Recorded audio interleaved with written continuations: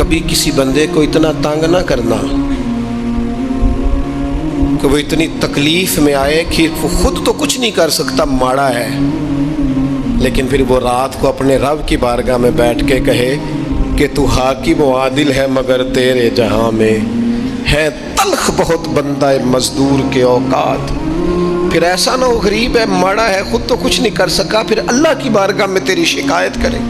ایسا نہ کرنا کہ جب آپ کسی کو تکلیف دیتے ہیں، جب آپ ستاتے ہیں، جب آپ وہ بات کرتے ہیں جو اس بندے میں موجود نہیں ہے، جب آپ جھوٹ بولتے ہیں اپنے نفس کی تسکین کے لیے، جب آپ زیادتی کرتے ہیں صرف اپنی انا کے لیے، تو پھر بعدوں کا دعائے ضرر نکلتی ہے منہ سے۔ میرے نبی پاک علیہ السلام کے درویش صحابی تھے حضرت سعید بن زید رضی اللہ تعالیٰ عنہ، فقیر فاقہ مست، حضرت عمر رضی اللہ تعالیٰ عنہ کے قریبیوں میں سے تھے۔ ایک عورت نے الزام لگا دیا زمین کے قبضے کا۔ میں کیسے آپ سے کہوں کہ جب لوگ کسی ایسے شخص پر جس نے زندگی ساری دیانتداری سے گزاری ہو، لوگ الزام لگاتے ہیں نا، تو یہ بھی نہیں سوچتے ہم بات کس کے بارے میں کر رہے ہیں، کھلی ہوئی زبان ہوتی ہے، جو مرضی کہہ دیتے ہیں۔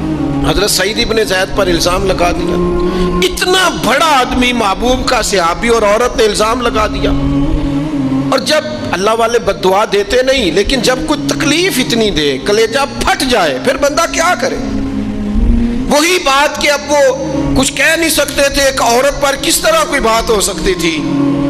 دونوں ہاتھ اللہ کی بارگاہ میں اٹھائے، یہ صحیح حدیث میں موجود ہے۔ دونوں ہاتھ اللہ کے حضور اٹھا کے عرض کرنے لگے، مالک اگر یہ عورت جھوٹی ہے نا تو پھر اسے اندھا کر دے اور اس کی قبر اس کے گھر میں بنا دے۔ صحابہ فرماتے ہیں کہ حضرت سعید ابن زید کا تو وصال ہو گیا، زمانہ گزر گیا، لیکن ہم نے پھر اس بی بی کو اندھا ہوتے دیکھا ہے، پھر اس کے گھر میں کنواں تھا اور ہم نے اسے اپنے ہی گھر کے کنویں میں گر کے مرتے ہوئے بھی دیکھا ہے۔ میں جانتا ہوں اس بوڑھی عورت کو جس کی بیٹی کو کسی نے بڑا ہی ستایا تھا سسرال والوں نے، اور خامد اس کا موجود نہیں تھا، تو وہ اپنے وہاں سے نکلتے ہوئے نا واپس گھر سے، تو وہ دروازے پہ کھڑی ہو کے کہہ رہی تھی، حضرت صاحب میں گزر رہا تھا، حضرت صاحب گل سننا، بچیوں کا باپ کوئی نہیں، ایک بھائیا بیچارہ کدھر کدھر جائے، ہر چوتھے دن میں یہاں آ کے منتیں کر کے دوپٹے پھینک کے بچی چھوڑ کے جاتی ہوں، آج میں نے اپنا مقدمہ رب کی بارگاہ میں پیش کر دیا، آپ گواہ رہے نا، میرا جرم صرف ہے کہ میں بیٹیاں دی ماں ہوں، گواہ رہے نا آپ، میں نے مقدمہ اللہ کے حضور درج کرا دیا ہے، بیٹی کو حوصلہ دے کے جاتی ہوں، خود نہیں سوتی میں ساری رات، مجھے پتہ ہے میری بیٹی کے ساتھ زیادتی ہو رہی ہے، اور ان کو بھی پتہ ہے لے جا کوئی نہیں سکتے، بندے ماڑے ہیں، تو یہ روز ظلم کرتے ہیں۔ اب میں نے وہ مقدمہ درج کرا، آپ گواہ رہنا، میں نے بڑا منایا اس اماں کو، میں نے کہا ماں اتنے سخت جملے نہ کہنے لگی، کلیجہ اندر سے پھٹ گیا، چھلنی ہے۔ ایک شخص کے کمرے میں جاتی تھی معافی مانگنے، چلو بچی سے غلطی ہو گئی تو اٹھ کے دوسرے کمرے میں چلا جاتا تھا، میں دوسرے میں جاتی تھی، چونکہ میں بیٹی والی ہوں۔ اب میں نے مقدمہ درج کرا دیا ہے، اب میرا رب جانے بہتر انصاف، میں بڑا اللہ کا گناہگار بندہ ہوں، میں نے پھر واقعی وہاں انصاف ہوتے دیکھا، میں نے وہ رنگ بدلتے اور حالات تبدیل ہوتے دیکھے۔ یہ یاد رکھنا، زندگی خود بھی گناہوں کی سزا دیتی ہے، یہاں بھی زندگی خود بھی گناہوں کی سزا دیتی، یاد رکھنا، ذرا احتیاط سے منہ کھولنا کسی کے بارے میں، اللہ کے بندوں کے بارے میں اپنی زبانیں ذرا احتیاط سے کھولنا، ذرا خیال کرنا، کسی غریب کے بارے میں جملے سوچ کر بولنا، کسی کمزور کا مذاق اڑانا تو معاذ اللہ ذرا ہوش کرنا، اللہ سے ڈر کے بات کرنا، اس لیے کہ بڑی جلدی انصاف کا وقت آنے والا ہے، بڑی جلدی حالات بدلنے والے ہیں۔ تلک الایام نداولها بین الناس،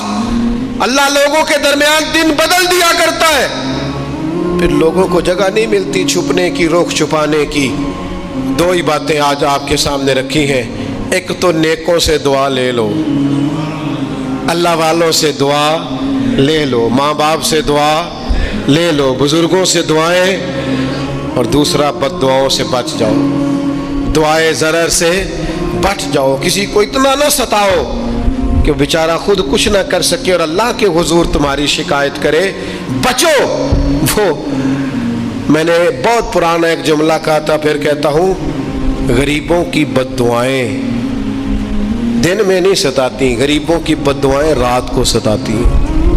جب اے سی پورا لگا ہو، گھر پورا بہترین بنا ہو اور نیند نہ آئے، اور اپنے ہی گھر سے خوف آئے، اور اپنے ہی مقام سے بندہ بے چین ہو کے اٹھے، اور کبھی چھت پہ اور کبھی نیچے، اور پتہ نہیں مجھے کیا ہے اور پتہ نہیں مجھے کیا ہے، تو پھر وہ استغفار کرے، پھر وہ جس کو ستایا اس سے معافی مانگے، پھر جس کا دل توڑا ہے اس سے جا کے اللہ کی رضا کے لیے معافی مانگ کے آئے، اس لیے کہ کچھ سکون ایسے ہیں جو صرف معافیوں سے ملتے ہیں۔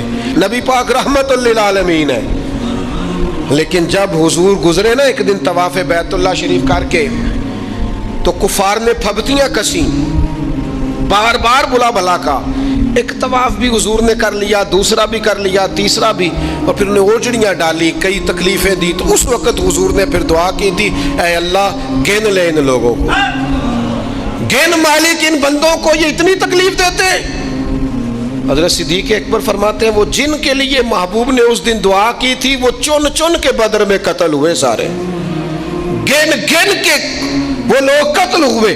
کیوں ہم کسی کو اتنا ستائیں کہ اس کے منہ سے پھر ایسے جملے نکلیں جو ہم سے سنبھالے نہ جا سکے۔ حضرت سعد بن ابی وقاص، بخاری مسلم دونوں میں حدیث، حضرت عمر نے انہیں کوفے کا گورنر بنایا تھا، حاکم بنایا تھا۔ کچھ لوگ حسد کی وجہ سے نیک لوگوں پر تنقید کرتے ہیں، اپنے ذاتی حسد کی وجہ سے اللہ کے بندوں کو ستاتے ہیں، پھبتیاں کستے ہیں، زبانیں کھولتے ہیں، اور آپ فرماتا ہے جس نے میرے ولی سے دشمنی کی میرا اعلان جنگ ہے۔ حضرت فاروق اعظم رضی اللہ تعالیٰ عنہ نے حضرت سعد بن ابی وقاص کو حاکم بنایا کوفے کا، تو کچھ لوگوں نے شکایتیں کی، تو حضرت عمر نے کہا جاؤ پتہ کرو جا کے، معلومات کی، تو ہر بندہ کہنے لگا اتنا اعلیٰ تو بندہ ہو ہی نہیں سکتا جتنے حضرت سعد بن ابی وقاص ہے۔ ایک بندہ کھڑا ہوا، صرف ایک، وہ کہنے لگا نہ تو یہ جہاد میں جاتے ہیں، نہ مال غنیمت صحیح تقسیم کرتے ہیں، نہ یہ عدل و انصاف کرتے ہیں۔ 3 شکایتیں اس نے لگائیں۔ حضرت سعد بن ابی وقاص چونکہ زندگی ساری محنت کی تھی، جہاد کیا تھا، ساری زندگی انصاف میں گزاری تھی، دل ٹوٹ گیا، اللہ کی بارگاہ میں عرض کرنے لگے مالک اگر یہ ریاکاری کے لیے کہہ رہا ہے نا، یہ باتیں جھوٹ بول رہا ہے، تو پھر اس نے 3 الزام لگائے ہیں، تو میں 3 دعائیں کرتا ہوں، اس بندے کی عمر لمبی کر دے، اس کا فاقہ بڑھا دے، اور اسے فتنوں میں مبتلا کرنا میرے مالک۔ یہ دعا نکلی حضرت سعد بن ابی وقاص کی زبان سے۔ صحابہ اور تابعین فرماتے ہیں وہ بندہ اتنا بوڑھا ہو گیا، حضرت سعد بن ابی وقاص تو وصال کر گئے، بڑی شان سے دنیا سے گئے، لیکن وہ اتنا بوڑھا ہو گیا کہ اس کی بھویں جھک گئی تھی، اور فاقے کا یہ عالم تھا کہ فاقہ ختم ہی نہیں ہوتا تھا، اور فتنوں کا یہ حال تھا کہ بڑھاپے میں بھی معاذ اللہ چوکوں میں کھڑی عورتوں کو چھیڑ دیتا تھا، اور لوگ جوتے مارتے، تکلیف دیتے، باز کیوں نہیں آتا تجھے، شرم کیوں نہیں آتی؟ تو کہتا تھا لوگوں میں کیا کروں، مجھے حضرت سعد بن ابی وقاص کی بد دعا لگ گئی، میں نے ان کو ستایا، دل توڑا، اذیت دی، کیوں ہم اس طرح کے لفظ کہیں؟ حضور فرماتے ہیں اللہ کے کچھ بندے ہیں اگر وہ قسم کھا کے کہے نا یا اللہ ایسا کر دے، یہ بخاری مسلم دونوں میں موجود ہے، وہ قسم کھا کے کہے نا لو اقسم علی اللہ لا ابرہ، وہ اگر قسم کھائیں تو رب ان کی قسم بھی پوری فرما دیا کرتا۔ وہ میرے بھائی محبت کے لیے دل ڈھونڈ کوئی ٹوٹنے والا، کوئی جگہ ایسی تلاش کر جہاں سے دعا مل جائے، جہاں سے کرم ہو جائے، جہاں سے عطا ہو جائے، جہاں سے اللہ کا فضل ہو جائے۔ اور پھر ہمیں بھی چاہیے ہم دعائیں دیتے رہیں، ماں باپ کو چاہیے اولاد کو دعائیں دیتے رہیں، اساتذہ کو چاہیے شاگردوں کو دعائیں دیتے رہیں, مشائخ کو چاہیے عقیدت مندوں کو دعائیں دیتے رہیں, بہن بھائیوں کو چاہیے ایک دوسرے کو دعائیں. چلیں آپ آمین کہیں. اب آپ نے انکار نہیں کر, سارے دعا مانگے, یا اللہ ہمارے بھائیوں کو ہم سے زیادہ عطا فرما, یا اللہ بھائی کو ہم سے, یا اللہ بھتیجوں کو زیادہ عطا فرما, بھانجوں کو زیادہ عطا فرما, اللہ محلے داروں کو زیادہ عطا فرما, پڑوسیوں کو زیادہ عطا فرما. یہ مانگو نا دعائیں, اس میں بھلا ہے, اس میں نفع ہے. اب جنہوں نے پریشان ہو کے آمین کا ہے وہ خوش ہو جائیں گے. نبی پاک علیہ السلام نے فرمایا جو دعا تو کسی کے لیے مانگتا ہے اللہ پہلے تیرے حق میں قبول فرماتا ہے. لوگ خوش ہو گئے آپ لوگ. او بھائی دعا مانگیں کسی کے لیے, بد دعا نہیں کرنی کسی کے لیے بھی بد دعا. ہمارے ہاں نا ایک بہت بڑا طبقہ جذباتی لوگوں کا ہے. ہمارے ایک استاد کہا کرتے تھے جذباتی لوگوں سے دوستیاں نہیں کرنی چاہیے, جذباتی لوگوں سے تعلقات نہیں بنانے چاہیے, اس لیے کہ جس بندے کا اپنے اوپر کنٹرول ہی نہیں تو وہ کسی کے حق میں کیا کرے گا. وہ کہتے تھے جذباتی لوگوں سے بچو. او بھائی ہم بڑے جذباتی ہو جاتے ہیں, ذرا سی شدت آئی نہیں گھر میں لڑائی, اور لڑائی بھی کس سے, گھر والی سے, بد دعائیں شروع کر دی, اپنے آپ کو بد دعائیں دے. لڑائی کس سے ہو رہی ہے, بہن بھائیوں سے, بد دعائیں شروع کر دی. ماں باپ سے لڑائی ہوئی, بد دعا دے رہے, اور بڑی بڑی تلخ ہو کے, بڑی بڑی سخت ہو کے. او بھئی آپ کیوں ایسے جملے کہتے ہیں, کیوں سخت لفظ بولتے ہیں؟ صحیح مسلم میں حدیث ہے, نبی پاک علیہ السلام نے 3 چیزوں کا نام لے کے فرمایا نہ اپنے آپ کو بد دعا دینا, نہ اپنی اولاد کو بد دعا دینا, نہ اپنے مال کو بد دعا دینا. ایسا نہ ہو کہ جب تم وہ دعا کر رہے ہو تو وقت قبولیت کا ہو. کبھی بھی اپنی اولاد کو, اپنے آپ کو, اپنے اموال کو بد دعا نہ دو. کیوں ایسے جملے بولتے ہو؟ یعنی غصے اور جلال میں بھی جب اپنے بچے کے لیے بات کرو تو پیار والی بات کرو. غصے میں, جلال میں, جذباتیت میں بھی بہن بھائیوں کے لیے, گھر والوں کے لیے, اپنے لیے بات کرو تو محبت والی بولی بولو. کبھی بھی اپنے لفظوں کو سخت نہ کرے. ہمارے ہاں 1 منٹ لگتا ہے, لوگ کہتے ہیں اللہ کرے میں مر جاؤں, اللہ کرے میں تباہ ہو جاؤں, اللہ کرے میں. او بھائی تو ٹھہر جا, اللہ تعالیٰ نے زندگی تجھے اپنے فضل سے عطا فرمائی ہے. تجھے کیا مصیبت بن گئی ہے, تو کہاں سے نکلا ہے, تو کہاں پہنچ گیا ہے, تو کیسے کہتا ہے میں مر جاؤں؟ تو اپنی جان کا مالک ہی نہیں. تو مالک ہوتا تو اپنی مرضی کے خاندان میں پیدا ہوتا, اپنی مرضی کی تاریخ کو پیدا ہوتا, اپنی مرضی کے ملک میں پیدا ہوتا. تو اپنی جان کا مالک ہی نہیں. مالک تو وہ ہے جس نے اپنی مرضی کی جگہ پہ پیدا کیا ہے, اپنی مرضی کا وقت دیا ہے. تو کیسے کہتا ہے میں مر جاؤں؟ نہیں, تو مر سکتا. اپنی مرضی سے مرے گا تو خودکشی حرام ہے, اور رب رسول کے راستے میں مرے گا تو شہادت کی موت نصیب ہوگی, ہمیشہ کی زندگی ملے گی. وَلَا تَقُولُوا لِمَن يُقْتَلُ فِي سَبِيلِ اللَّهِ أَمْوَاتٌ. لہذا جذباتی ہو کی بد دعائیں کرنا اور سخت بد دعائیں کرنا. میرے ابا جی بھینس کو بد دعا دینے سے بھی منع کرتے تھے, اور میں کبھی کبھی حیران, جب ہم نے یہ حدیثیں پڑھی نا بعد میں کہنا سیارے ان پڑھ بندے نے کتوں سبق لیا سی. جانور کو, بھینس کو, وہ کسی وقت وہ تنگ آتے نا تو کوئی سخت لفظ کہتا تو کہتے نہ بھائی مال نو بد دعا نہیں دئی دی. تو اس وقت تو مطلب سمجھ نہیں تھی کہ یار مطلب مال نو بد دعا نہیں دئی دی, ایڈی کیڑی میرا مطلب ہے مشکل ہے ان بندہ ماجی نو بھی مندہ نہ آکھے. لیکن وہ جب روایات پڑھی بعد میں تو سمجھ آئی کہ کچھ علوم کتابوں میں ہیں, اور چونکہ مسلمان سینہ بسینہ آ رہے ہیں تو کچھ تربیتیں ایسی ہیں جو لفظوں میں تو نہیں, لیکن بڑے بوڑھوں نے جو سنا سیکھا ہے وہ اپنے پلے سے باندھا ہوا ہے. انہوں نے اپنی گرہ سے اچھی طریقے سے کر کے باندھا ہے. بد دعا نہیں, آپ دعا کریں, آپ اچھے لفظوں میں. اور کوئی بندہ مل جائے نا, میں ویسے میں نے کئی دفعہ کہا ہے, پھر کہتا ہوں, آج کل نا کو میرے جیسے بندے کو چلو اونچی کرسی پہ بیٹھتا ہے, نماز پڑھاتا ہے, پگڑی باندھتا ہے, تو کوئی بندہ نیک سمجھ ملے تو دعا نہیں کراتا, فوٹو ہی لیتا ہے. پہلے لوگ دور سے آتے تھے تو آگے کہتے تھے دعا کرانے آئے, اب وہ کہتے ہیں بڑی دور سے چل کے آیا ہوں جی, بڑی مہربانی. تو کہتے ایک فوٹو مل جائے گی. وہ اللہ کے بندے, ہم دعا دے رہے ہیں تو فوٹو لے رہا ہے. پھر ایک اور گل آج کل بڑی ਆਮ ਹੈ। ਉਹ ਕਹਿੰਦੇ ਜੀ ਜ਼ਰਾ ਯਾਦਗਿਰੀ ਰਹਿੰਦੀ ਹੈ। ਤੇ ਮੈਂ ਕਿਹਾ ਗੌਸ ਪਾਕ ਦੀ ਤੇ ਕੋਈ ਫੋਟੋ ਨਹੀਂ, ਸਾਨੂੰ ਤੇ ਹਰ ਵੇਲੇ ਯਾਦ ਰਹਿੰਦੇ ਨੇ, कोई फोटो नहीं, हमें तो कभी नहीं भूले। ख्वाजा अजमेर की कोई फोटो नहीं, हमारी नस नस में आबाद है। इमाम आजम अबू हनीफा की कोई फोटो नहीं, लेकिन हम तो हनफी हैं, उनका नाम ले ले के जीते हैं। मेरे हजरत साहब के साथ कोई फोटो नहीं, जुर्रत ही नहीं थी, इतने काबिल ही नहीं थे कि साथ खड़े हो सके। वो मेरे घर कभी नहीं आए और मैं समझता था घर इस काबिल भी नहीं कि इतनी बड़ी ज़ात को मैं कहूँ कि तू मैं को जीते दिल पर सोना। और कितना सोना, ओ सोना ते रज के सोना, ते सोना जिमें सवेरा, मैं को जाते रज के को जा जिमें हनेरा। कभी इतनी जरूरत ही नहीं की, इतनी ताकत के साथ खड़े होके कहें कि मैं तेरे बराबर हूँ तो तू फोटो बना, इतनी जरूरत कभी हुई नहीं।